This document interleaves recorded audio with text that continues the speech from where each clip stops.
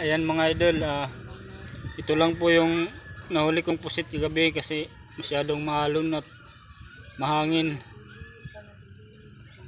Umuwi ako agad. Mga alas 11 na pala ako umuwi ng gabi. Natakot ako kasi maalon.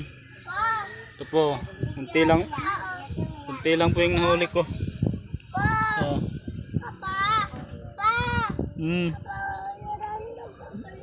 Ito lang po. Pero okay na po yan kasi nakaulam na rin. Kaya ihiwain natin to. Sarap to guys. Adobo. Adobohin ko to.